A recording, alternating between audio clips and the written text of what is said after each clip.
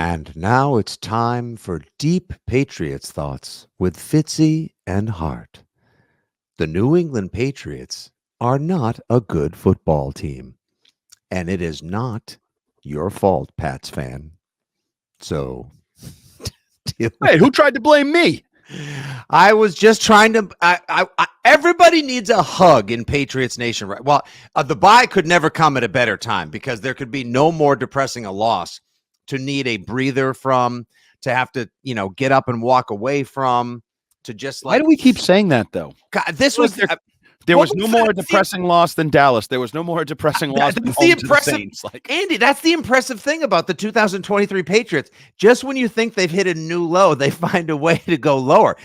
They are like the limbo champions of football. How low can you go? We find out each and every week. It truly is remarkable. Hello, everybody. It is the bye week on your 2023 New England Patriots season. Thank you so much for sticking around and telling your friends that one of the only true, safe, sometimes fun, and reasonably well-informed places to come to is the Six Rings and Football Things Forum, the post-game show, the podcast, the feed, and everything else. Your old pals Nick Fitzy Stevens and Andy Jumbo Hart coming at you today. We will provide our grades for the 10th game of the 2023 season. The failure in Frankfurt, if you will, as the Boston Herald put it. And I got to say, this was New York Post worthy. Worst football game ever, or whatever it was. Like that was pretty good because it was the worst, to say the least, and then some. And then we will turn the page in the back half of the podcast, as we are always presented to you by our friends at the FanDuel Sportsbook. FanDuel, make every moment more. Download the FanDuel Sportsbook app or visit fanduel.com/sixrings to bet against everything that I say you should bet on the rest of the season. That's right. Fade Fitzy the rest of the way, and you'll probably have a very Merry Christmas and a happy, healthy holiday season. Or at least so it should go with my recent selections here on the Six Rings podcast. FanDuel.com/sixrings. In the back half, we will just sort of talk about a couple of news, notes, and items, a little Pat's Paris, but just kind of a general like, hey, where the hell are we? And then as WTF are the Patriots and all Pat's people right now. And it's going to be an action-packed week as well. Our pal Mike Kadlick is going to do a State of the Patriots pod later in the week. We'll have a little mailbag action, and then we'll hopefully have, with some of our old podcast pals, we're going to call it the Foxborough Football Forum. It's going to be like a little town hall, little town square action with some of our favorite guests on the pod. It is. I'm being as delicately alliterative as possible. But yes, this season deserves a lot of F words. All right, Andrew, let's get to it. The grades. 10-6 final from Frankfurt. Truly the nadir of the season to date. We'll see if it can go any lower with 7 games to go. And what a 7-game stretch it's going to be. It's going to be fun. I'm like falling apart in each and every podcast. The impressive part is that old Humpty Dumpty over here can put himself back together again by the time we have to record or go live. All right, so what we do after every game, of course, grades to the offense, defense, special teams, quarterback, and coaching staff. And we will begin with the offense. Andy, I actually believe in the 10-6 defeat. I actually think my grade is going to be surprising to you, considering that they only scored 6 points. I gave the offense a C, and here's why. The running backs and the offensive line, the majority of the offensive line, especially the parts of it that pushed people out of the way to let the running backs roam and run and do their thing, 167 yards on the ground that day. Receivers that were, in fact, getting open. The line was better than advertised. It's not their fault that Mac Jones has that pressure sensor in his body that tells him where to run into the sack time and again. I think some of the offensive and Billy O'Brien, schemed people open like things were supposed to happen. With quality quarterback play, they should have been able to score multiple touchdowns and win the game that Mr. Kraft said was so important to him after 10 years of amnesty work and development. So I gave the offense a C overall. You say with quality quarterback play, they would have been better. I'd say that with testicles, my aunt would be my uncle. You are the easiest grader ever. Old football cliche, there's 11 guys on the field. You're only as strong as your weakest link, like a chain. I cannot give a higher than D grade. I'm giving D. Okay. All right. for this unit. I'm sorry. You had 5 drives to start the game. Each of the 5 ended in a sack. You can tell me how the sausage was made. I don't care. The sack happened. And then I witnessed, which again, I apologize for recency bias, I believe may be the worst throw I've ever seen on a football field, to which I actually realized while watching it one more time from a different angle on Twitter yesterday, is it possible, and I'm joking here, so don't take it seriously because I never trust people, is it possible Mac Jones is on the take and he threw that ball? That's how bad that was. That was worse than Neil O'Donnell when he was on the take in the Super Bowl against the Cowboys. Oh my God. He must have been getting Tim Donaghy money. Like it's like the old wrestling match where Dangerous Danny Davis was the referee in the WWF late 80s heyday. And all of a sudden, like Hulk Hogan or someone reached over and he had cash sticking out of his back pocket. Like he may as well have had to have gone to that length. Let me ask you this question. So I saw last night as I was finishing up watching the very entertaining Denver Buffalo game. I had like the side dooms. I'm in bed watching the game, little doom scrolling. And I saw there was somebody replied to me because I was the now infamous Mac interception. And it looks like to me, Mac sees Gesicki's going to come open. And then he has such like sack or just like pressure PTSD that he sees 52 who stunts in on whoever the left tackle was at the moment. And he sees he's coming. He's still a full second away from Mac, but Mac, I think he literally just panics and back foot slings it. And if that's the case, he needs to be sat down for several weeks, if not the remainder of the season. We'll get to that in a bit. But somebody replied to me, I think it was the feed at Roll Pats, said, no, look, Gesicki ran to the wrong spot. Mac threw it exactly where it should have gone. Huh? No. I don't mean to disagree with quote my people, the Pats people, etc. Like I just thought that was not Bill the right Belichick, call. I mean, that's wrong. That's just flat out wrong because Bill Belichick on the Greg Hill show said flat out. Now this is a goal line play, so take this description within reason. Gesicki runs the deep over.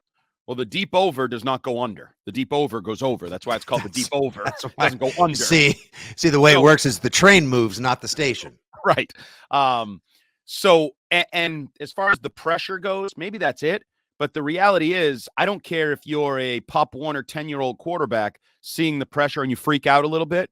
You don't miss that throw short. You miss it long. The pressure would be an excuse for he overthrows it to the back line of the end zone. Right. Oh, and he just misses.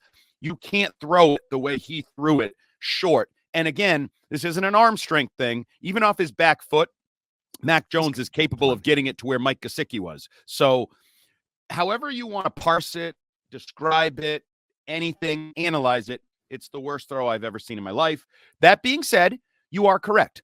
They ran the ball as well as they have all year. More yards than they have all year. The right side of the line was powerful and moving people. You had the second game, I believe, all season where both running backs actually had 4 yards a carry. Imagine that being a thing with Zeke Elliott. And correct me if I'm wrong, Andy, but that was the Onwenu, right? Yes. Onwenu. Yeah. So Onwenu. Hey, no, don't do the so because that makes it sound worse. Run it to Onwenu. So and behind Onwenu. Okay. So is the way to go.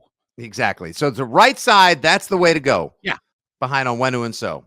Not behind your first round pick guard. Nope, don't do that because he's that's mediocre at best. And when he sees DeForest Buckner, he's like, "Oh my God, DeForest Buckner!"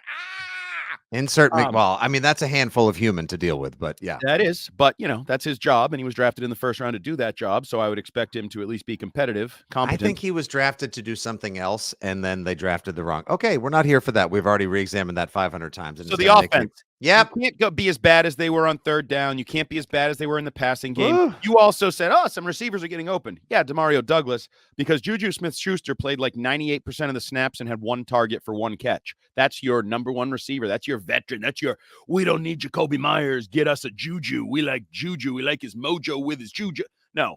So don't tell me the passing game was good. Tyquan Thornton. You just suddenly sounded like the bus driver from The Simpsons. Hey, it's Otto, man. We got Tyquan Thornton, who Bill O'Brien a week earlier said he just needs reps and snaps and needs to run some routes. He dressed but did not step on the field. He got the old rare NBA DNP CD. Did not play. Coach's decision. And Kayshon Boutte, I believe, got 1 snap. 1 target on his snaps. So And 1 catch. Yeah. So that's great. Yeah, the great efficiency from Smith, Schuster, and Booty. You throw it to them once and they catch it. So that's awesome. That's something we got going for us, which is no, this offense sucks. That's a D. You can take the D. Bill O'Brien lost his cool. And everybody fixates on the Mac explosion after the left-handed, underhanded, tried to throw a pick six under pressure thing. Bill O'Brien was bitching and moaning the whole game. He'd call a play and then he'd be like throwing his hands and his head down and bitching to whoever he's on the headset with, whoever he's listening to. He is the teapot continues to boileth over, and not just in a single fight with Mac on the sideline. No, and there was that report, and I'm gonna buy into it. Now, granted, it comes from Diana Rossini, so Patriots fans have to trot out the New England Patriots love Jarrett Stidham. There, now I've done that as a prerequisite. She's the wrongest of the wrong. She is, but wouldn't it be funny though if finally the wrongest of the wrong takes a right turn and nails this one? She had her little story saying, "Hey, Carolina Panthers are having a hard time getting their offense going. At the end of the season, could Frank Reich turn to Bill O'Brien to try to revive Bryce Young because he worked so well with him at college?" To which most Pats fans would say, "Haven't I heard that before about Bill O'Brien fixing an Alabama quarterback?" Yeah. Didn't work. And I still say that Bill O'Brien will be the head coach of BC before he'll be the offensive coordinator of Carolina. He might very well be the head coach. If you were him and this season goes the way it does, and perhaps there is a turnover at head coach, wouldn't you just run? You got to run to some local college ranks. You're not going to go to UConn. He wants to be in the Boston area. College. Are they going to move on from Halfley? I thought Halfley's doing it. Is he? He had a bounce back season until they got throttled by the Hokies this weekend. That was not good. Until he played a real team. The Hokies were 4-5, guy. I know that's the problem. You don't even measure up to bad real teams. All right. Just because you beat UConn doesn't mean you're a good football team. And he continues to not develop quarterbacks. You got I don't know why we're talking about this. Move on. Sorry. Yeah, okay. We've got a long bye week to discuss all the other topics out there. All right. Moving on. Defense. I'm gonna give him a B. I gave him a B+.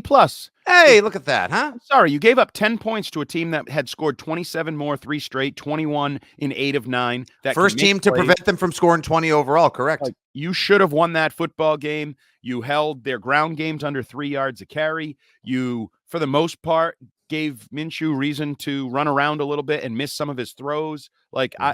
You were undermanned at cornerback. You chose to be because, all your cornerbacks are dinks that you aligned yourself with.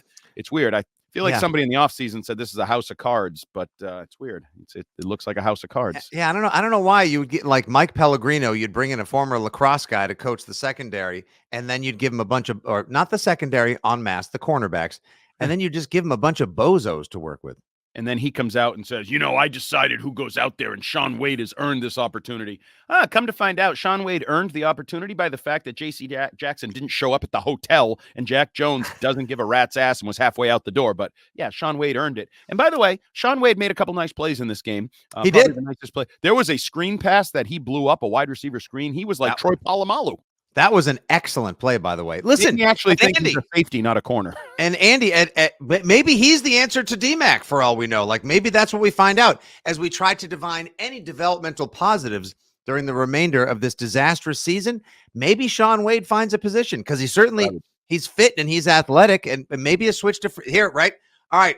At the 14-minute mark of the bye week grading episode of Six Rings and Football Things, I just want to stamp it right here so we know when people steal this from us on Felger and Maz or our own radio station or Colin Cowherd, wherever, we believe Shaun Wade could potentially be a good fit to take over for Devin McCourty. So when someone says it, we're claiming firsties there. It's right. That you're good with that?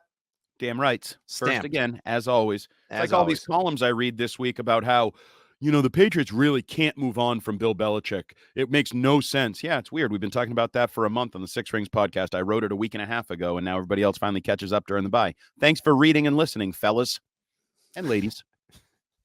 People. You people. All right, special teams. Here, you know what? The only reason why they don't get an F is because Behringer hit a couple of big punts. Otherwise, that's a D plus. Yeah, I gave it a D. You miss a short field goal for Ryland, so we can no longer say, how come he only has to try long field? Nope, he missed a short field goal. Chad. You had this punt block with no returner. that Bill thought was a good idea that ended up costing you like 20-something hidden yards, as they call them, for a team that can't get positive yards. It didn't work. I don't care that it looked like something they did last year that did work, blah, blah, blah.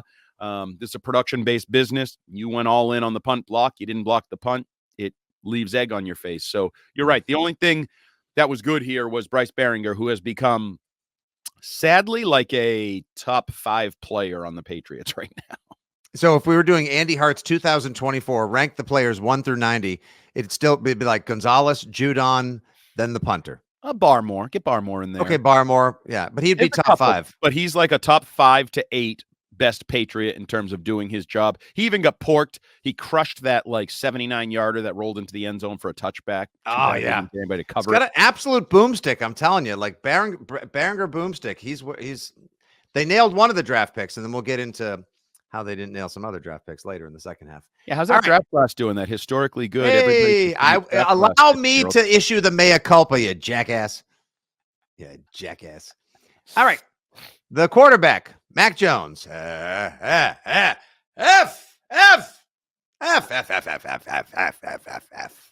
I would. F. He should have dropped the class before the grades became final. Like incomplete, did not finish. Yeah, F. Mac. You're right. F. I don't. Mac. I have. You to me, poor man. He's become a sympathetic figure for me. I know Rich Keefe. I asked him this on the Six Rings post-game show, and he goes, "Nope, he's an NFL athlete. He's just failing at his job. I don't have any sympathy." When you see a man, and I now believe this man, not just a player, a man being crushed before your eyes. I'm sorry, and I am old enough to be his dad and like a parent, and he's made mistakes. I think he's a dink. I don't like him. I don't like his attitude. There's a lot I don't like about him, but I can still be empathetic enough to say, I feel bad for this guy who's being crushed by his world. Everything in his world is crushing him. And I thought he was going to cry post-game. He should have. He should have wanted to. I give him credit. As I've said in the past, guys like Matt Light would never have stood up there and said, terrible throw, terrible throw. They would just run and hide and not talk to the media. He has to stand up there. He stands up there and he says, terrible throw. He didn't admit he was on the take. He didn't admit that he's shaving points or anything, but it's over. I mean, I told you it was over after Dallas. Like that's when I moved on from Mac Jones. I thought that was bottoming out.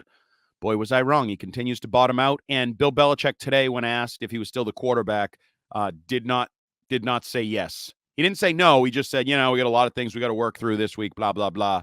I fully expect someone other than Mac to the future, Mac Jones, M10, whatever you want to call him. He will not be starting, in my opinion, against the Giants. No, he will not. You can't. Honestly, Andy, like if you want your fans to take whatever effort you imply you're going to make towards winning, when honestly, I think the majority of us want to see them lose the rest of the games. Be competitive, make it fun, be as entertaining as possible. But if you're dead serious, if Bill Belichick, who doesn't seem to have many subversive, sarcastic bones in his body, if he is dead serious when he looks at us and says, Mac gives us our best chance to win, then he hasn't watched the first 10 games, of which the Patriots have lost 8. Like at this point, the man needs a break. He needs a mental wellness break. Like companies have, our company, Odyssey, has a thing where you can apply. And if you get a doctor's note, you get paid leave because headspace is important. And like, what? I'll say after the show. The only person who doesn't allow mental breaks is Lane Kiffin. He threatens people. Yeah, exactly. It's football. Tough it up, bro. Right, easy, coach. But you're right that because I still believe Mac Jones is the most talented quarterback on the Patriots roster and depth chart, but that doesn't mean he's the best guy to start against the Giants because his talent, his abilities are not coming through. He's not reaching the skill level or the production level that he should be with his ability, because I do think he's better than Zappe. I don't know Greer, but at the age of 28 or whatever the hell Greer is as a journeyman backup older than Patrick Mahomes, dude, it is what it is. He peaks in high school. Malik Cunningham would probably be fun for like a drive, maybe a drive and a half, and then we'd be like, oh crap, this guy's not that good either. Haven't even done anything with him. Like, why not just find out? Like, you're going to need a veteran backup next season if you either release Mac or trade him, and you're looking for another quarterback to start, whether it's a rookie, whether it's another veteran, etc. Why not? Like, this This is going back to the obtuseness of Cam Newton's our starting quarterback. Okay. But do you want to see maybe if Stidham can at least be a valuable asset or a backup for a little while? Because obviously, at a certain point, we reached diminishing returns with Cam, and yet he just kept trotting him out there. And yay, he caught a touchdown against the Jets from Jacoby Myers. All right. Still, where'd that get us? I'd kill for Jarrett Stidham right now. Kill for Oh, him. my God. My kingdom. My kingdom. But he's not going to get in there because Russell Wilson lost some weight, did a little Waken 180, turned things around, and look how he's playing right now. He's actually dangerous again. And now, Andrew, finally, as we wrap up the grades, the coaching. So I went C here, which feels a little optimistic for me or positive for me. But we did talk about defensively. I thought they did a really nice job, and that's half the coaching. Now, special teams, bad decision on the punt block. That didn't work. Now, I think where the rubber meets the road here, and our buddy Mike Kadlick believed that Bill Belichick pulling Mac Jones after the interception was a fireable offense. That's what he tweeted. Those are his words. He felt it was too reactionary and emotional a decision from a guy who, it isn't usually living in that world. And I sort of agree with him. It felt like an Andy Hart move. Like, I saw that pass. You're never ever throwing that pass again. Get the F out of here kind of reaction. Given what we just said, Mac is the best quarterback. Mac, whatever, could compete, blah, blah, blah. So what are your thoughts on that benching in terms of how you grade Bill Belichick, and what is your grade? My grade was for coaching was a C- because the defense was prepared, because Bill O'Brien did lean heavily on the running game, and because he did scheme a lot of receivers or tight ends open. The throws weren't made. The passing game was not well executed. That is not entirely his fault. We saw him teapotting and, boiling over on the sidelines. I get it. He was all of us at that moment. I thought you were going to say something different. Yeah, no, I'm still trying. Potting. Yep. Yeah. But do I think that was a fireable offense? No. At that point, there's no chance Mac Jones, after he threw that pick, would do anything except try to, as we've drawn the cross sports metaphor time and again this year, analogy, like when you're aiming the ball to make sure you get it over the plate as opposed to pitching, that's when people can absolutely tee off on it and you're broken as a pitcher. Now you're just throwing the ball across the plate. Mac Jones would have only tried to aim every pass. He would not have been able to play with the confidence and the moxie and the carefree intelligence you need to execute a game-winning drive. So I thought it was the smart move. I just think that running the fake spike and then subsequently throwing it into quadruple coverage was maybe not the smartest move at the end of the game for the old zapper. But so, yeah, that was a C- overall for me as well. So we were comparably graded there. Real quick, I just actually, no, I'll mention this at the top half of the second half of the pod. So there you go. And then we could just sort of do an overall, if you want a real quick on the fly, a little impromptu thing here, Andrew. How about your overall grades for the first half for all of those units? The offense so far in the season? F. Okay. The defense? B-. Yeah, I was going to I'll say C+. Special teams? C-. Yeah, C-. Actually, D. Given the investment, okay. D. I'll go C. True. Okay, I'll go D+. Mac, F. Absolutely. Coaching? Get the F out of here. Wow. I'd go D on the coaching because, again, players play, and Bill Belichick's the one who says, I'll take the smoke if we don't execute, but the players deserve the compliments and the love if they do actually play. They just haven't been out. They just flat out haven't. So I won't be quite as harsh. I'll go D on the coaching as well. What do you say, Pats fans? What are your grades on the Colts game and all of the positionals in the coaching groups on the first half of the season? Give us a shout at FitzyGFY, at Jumbo Hart, and of course at 6 Rings Pod. Moving on with the second half of our bi-week grades and review podcast here on 6 Rings and Football Things, brought to you by our friends at FanDuel Sportsbook. FanDuel, make every moment more. Sign up today, FanDuel.com/6rings to take advantage of their fabulous same-game parlay offers, no sweat first bets, and more.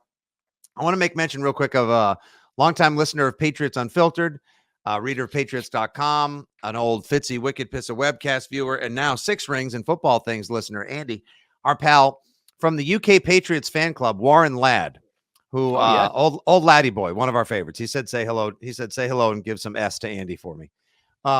So Laddie's a great guy. I've hung out in the parking lot with him and had some pre and post game beers. We hung out in London years ago. He's a terrific guy, as are all the fans of the Patriots Deutschland, as well as the UK Patriots fan club and beyond. He DM'd me this morning and said, "Can you believe this? I've gone to 3 games this season." He traveled to Texas from London to see the Cowboys game, then flew up to New England to see the Saints game, flew back home, has existed and lived his life watching every Patriots game in England. Then he flew to Germany to see the Patriots game against the Colts in Frankfurt. And he's like, how is it possible for a Patriots fan to travel to see 3 games and have never seen his team score a touchdown this year? Well, I'm starting to think it might be Warren's problem. 3 games, 9 points. The Patriots average 3 points a game, and Laddie's 3 games he's seen. You know what they call that? What's that? Lad luck. Get it? Bad luck. Lad luck. I need a ladder to climb out of the hole I find myself in right now. No, in all seriousness, he should. Poor guy. He's like, can I get an emotional refund? He wants the Patriots should give him an emotional refund. He should get an actual refund. Mr. Kraft, all of our friends that could possibly be listening right now, or any of the bots that they make sure listen to our podcast so that we're not saying things that are too mean to the franchise. Someone from Patriots Actual should offer Warren a free ticket to a game next year for being such a loyal and dedicated fan and having to partake in, and endure that level of ineptitude. 3 games, thousands of miles, thousands of dollars spent. Thousands. 9 points. That is a shame. Hey, that's the definition of you hate to see it. Really. I do. I mean, I hate to see that. And I know, it's like I said on Sunday, the coolest part of that game was the roof collapsing into the scoreboard. I wish the roof caught Mac Jones and took him in there. Oh, come on. Oh, well. That's not funny. My fandom reared its ugly head for a moment, and now I'll go back to pretending to be an adult. You ugly Boston person. Oh, you miserable masshole. All right, Andy. So let's address the Jack Jones thing real quick. Patriots moved on from cornerback Jack Jones. His punishment was not being released. He seems very happy about being released from the New England Patriots, but the guy obviously has if not multiple attitude-based problems. He ends up having missed a bunch of games over the course of his season and a half with the Patriots. Of course, the highlight was the pick 6 against Aaron Rodgers in Green Bay last season. He came into the league as a 4th-round draft pick because he was beset by off-field troubles. Of course, the whole Panda Express issue, which dropped potentially a 2nd-round talent all the way down to the 4th round. Then, of course, there was the incident last year, barking back at Belichick, being suspended, disagreements over his rehabilitation. This year in the offseason, of course, he's caught at Logan Airport with a bag full of guns before he travels. More legal issues, more attitude problems. I'm glad finally, as promising as he could have been, decent value, 4th round, reasonable starting outside corner at this point now, I'm all set with the drama. I don't need people like that around the team. I'm sure they don't as well, because whoever is left, like your Sean Wades that we would like to see potentially develop into something, I don't need them around the attitude. And at this point now, may as well send J.C. Jackson packing right after him. Yeah, I hate to take victory laps, but I told you in the summer I would have cut Jack Jones and Trent Brown. I think they are talented individuals who are a net negative on a roster, a team, a locker room, a work ethic. And I just like he is who he is. Like his character, questions, flaws, history followed him from college to the NFL. You suspended him late last year. He's got guns at the ear. Like, I'm sorry. Like that's on you. You invested in him, and then you did the same thing with Trent Brown. You did the same thing with J.C. Jackson. And I guess it's this Midas touch, but guess what? It's not 2014 where you have all these veterans and leaders and winning and everything to help you deal with these personalities and character issues and things. So I don't know. You got what you deserved, I feel like, by hitching your wagon to some of these guys in the summer. And I think empowering them. Once they know you need them and you're beholden to them, it makes it worse. Then they feel like they can act a fool, act out loud. Like, what are you going to do? Cut me? You don't have any other good corners. Like, you know what? Fine. We'll just live with Miles Bryant and Sean Wade the rest of the way. What's it going to do? Cause the Pats to give up points and lose games and help them get a better quarterback? Yay. Yeah, I can't believe I'm saying this. My God, where are we? Hey, Andy, real quick. All right, here we go. Here's I prepared a couple of just because we need to visit the lighter side of things, or at least try to have some fun. Here's here's six because we're on the Six Rings podcast. Here's 6 lines to describe the Jack Jones departure. You pick your favorite, or your favorite being your least favorite. Knee slappers, dad jokes, Andy Hart lines. Here we go. Jack Jones, hey, make sure to check his bags before he flies off. All right. Cheap shot. Oh, come on. He was found not guilty or something. That was cleaned up. Jack Jones, a pick 6 versus the Packers, the highlight, and then later sent packing. Jack Jones, when you're cutting corners, that leads to cutting corners, Robert Kraft, because you see they're a little too thrifty. Okay, yeah. Jack Jones, I'd show a snippet of his highlights, but he prefers the extended clip. Yeah, you're starting to smile. That's not bad. It's not terrible. It's the most creative we've had so far. Jack Jones was granted what he gave some receivers in the NFL, a free release. I see what you did there. Jack Jones, he couldn't get on board with the program in Foxborough or at Logan last June.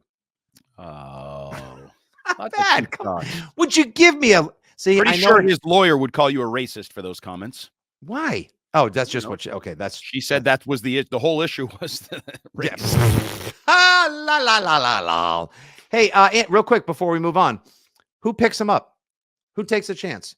A team that needs to try to develop somebody in the lower depths of the NFL? Like, does another crappy team place a claim, or is there a team that's competing that's like, I would take the chance? I'll be honest. I would do it if I was a team like Philly or Kansas City, the classic Patriots teams that has strong leadership, strong talent, winning culture. Right. Yeah. They feel like they can do that. Yep. Andy Reid and Spags, and then you got L'Jarius Sneed, and then you got Trent McDuffie. Like, you've got good corners, you got good safeties, you've got obviously some good coaches as well. Like, could do that there. Philadelphia, yeah. Darius Slade be like, hey, listen, you can come in here. We'll try to set you straight and get you on the straight and narrow. You can even come on my podcast later on, or we'll cut your ass. So what do you want? You want to play for a ring, or do you want to get the F out?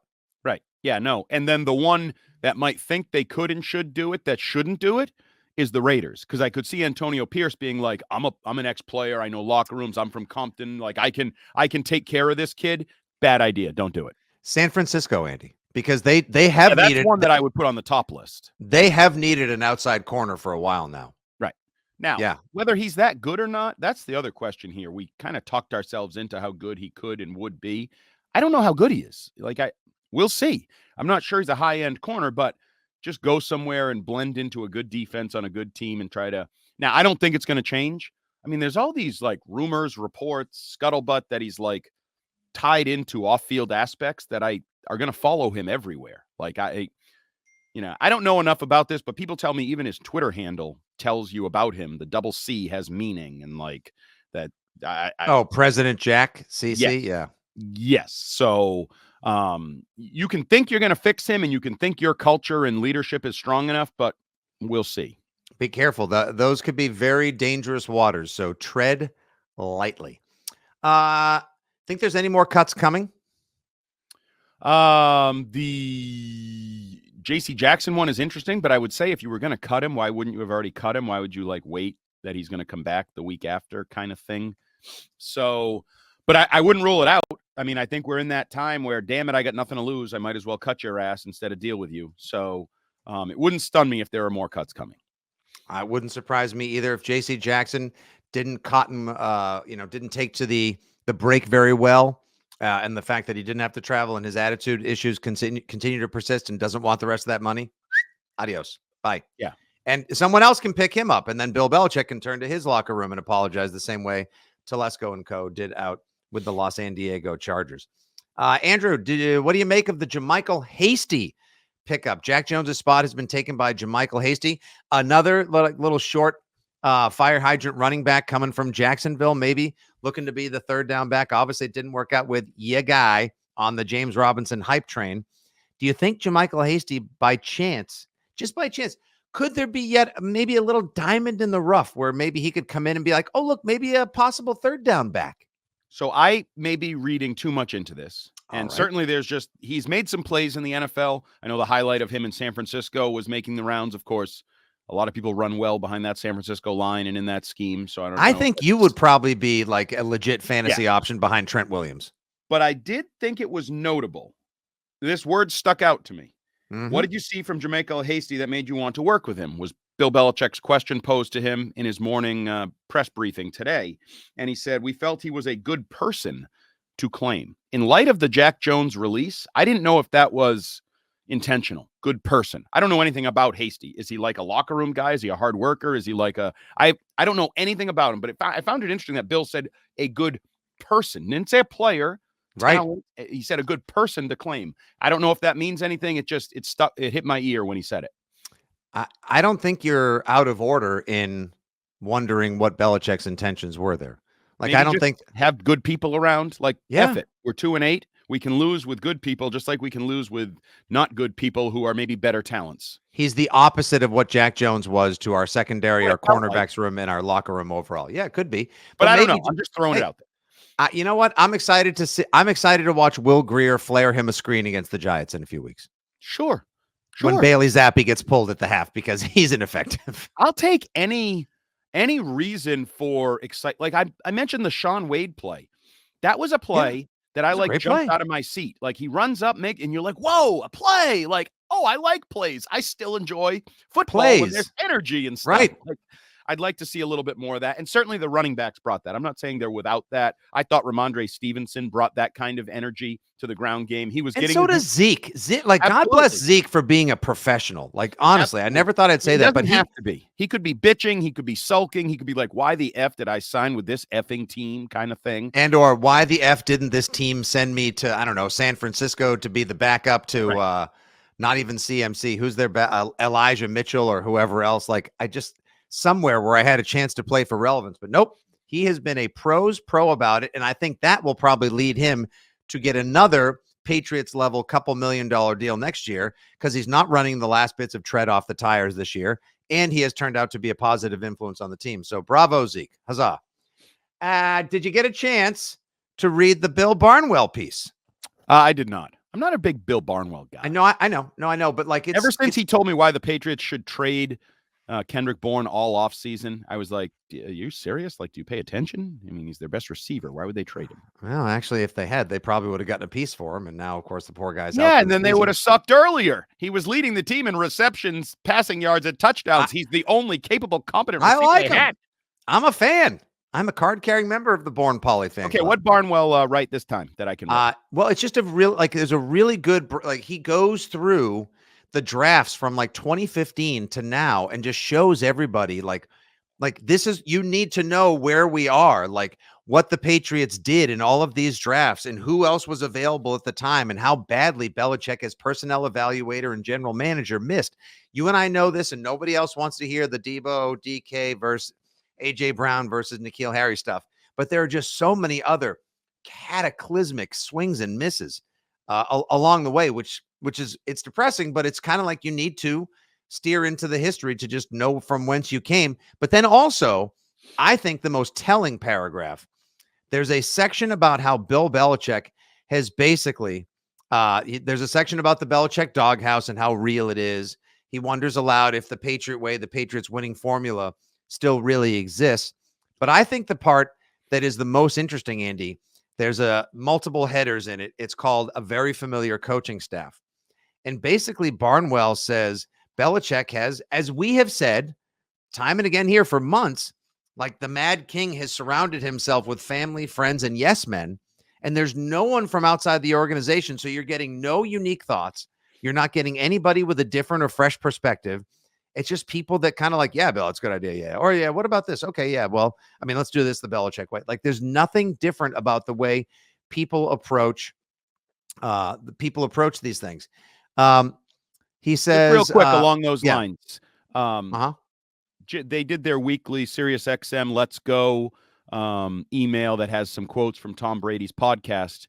And I found this very interesting at the end. CJ Stroud was on. There was a lot of CJ Stroud stuff. But at the end, Obviously, Oh, Jim that's Gray, right. They were talking about that lunch they had this summer and how Right. informed. Yeah, right. At the end, Jim Gray asks Tom about the Patriots. They're 2-8, and sort of your thoughts on just seeing what's going on. And in the middle of a typical Tom Brady word salad, long answer, he said, and obviously Coach Belichick, I don't think he's coaching any different now than the way he coached when we were undefeated.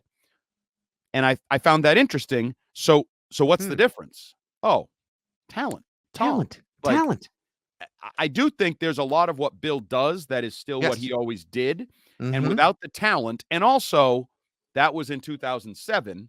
This is 2023. 16 years in professional football is a lifetime. And I do think it's fair for Barnwell and others to just bring up if the Patriot way is no longer a way that works in the NFL because of personalities, generational divide, like whatever the reasons are, social. You can study the social makeup of a locker room and what a young athlete is today and what he was 15 years ago, 20 years ago. Yep. But I agree with Tom. I mean, I think Bill is, I don't want to say stuck in his ways. I mean, it worked for the time that it worked when it worked in the NFL. Like, you know what I mean? Right. But all good things come to an end, and like you either evolve or you get old or whatever. And he has gotten old and gotten passed by, I think. And listen, nobody may have a greater foundational knowledge, a baseline of, or understanding of the way offense and especially defense should be played fundamentally in the game of professional football. And I still think with the right talent, you give him, put him in Kansas City right now, they would be humming. They'd be 7. I believe they would be 7-2 as well on a lot of teams. Patrick Mahomes and Chris Jones and company in that defense. Yeah. I think he would be a pretty good football coach again. Exactly. He is again for the umpteenth time. Bill the GM has done dirty for Bill the coach, and now Bill the coach can't coach his way out of what Bill the GM has delivered for him. Like you can, I don't care if you're like a classic chef, modern fusion, whatever. When you're working with the kind of groceries he went shopping for. This is what you get. You've got Andrews and you've got Slater and all his favorites and lieges and holdovers from the Patriot way, defending him the same way kind of Tom is right there. Even Brewski has done the same on multiple occasions now. It just, you don't have enough. You just don't have enough. And you said Bill the GM. I also want to remind everybody that we were told there was a more collaborative effort in recent years with Matt Groh, and that collaborative effort sucked as much or more than Bill Belichick flying solo. Bill Belichick flying solo has a better resume than the gosh darn collaborative effort. Sorry. The 2022 draft class. Well, listen, we will make any more comments on the 2022 draft class? Once again, I will prepare my full mea culpa for our next episode. We've got multiple podcasts to come this week, everybody. That'll kind of wrap up our Pat's Paris segment here on the Grading and Recap podcast as we head into the bye week. Your New England Patriots are 2-8. It's not so great. We will have a lot of fun stuff coming up this week. We're going to try to make this experience as positive, as informative, and engaging as possible. Like I said, we'll have our little fan forum, town hall, town square pod coming up. We'll do a mailbag. Mike Cadlick will give you, instead of Cadlick's Crucial Clashes, not easy to say when you could use a glass of water, on Cadlick's Crucial Clashes this week, we're going to have a State of the Patriots Nation, State of Affairs, if you will, which will be good. He's got a great column up right now at weei.com, sort of showing you where everything is at. So don't go anywhere, but if you need to take a break. When you just said you were going to try to make this as enjoyable as possible, all I could think of was a doctor putting a glove on and putting Vaseline on his finger. Yeah, or just like, listen, this is going to be no big deal. As they pull out the like wide gauge needle and they test it for liquid, and you're like, where's that going to go? Yeah. Don't you worry about it. Don't you worry about it. Hey, you won't feel a thing after it hits. Oh, please, sweet Novocaine, take me away. Or Calgon, or whoever. All right, that'll do. For Terp, our producer, for Jumbo, for Fitzy, this has been Six Rings and Football Things, brought to you by WEEI, Odyssey, and 2400 Sports. We will talk to you very soon. Hit us up with your mailbag questions for this week's special episode. Take care of yourselves. Take a walk, take a lap, take a breather, take a bath, whatever you need to decompress on the bye week. And we wish you nothing but the best. Good day. God bless. And as always, go Pats.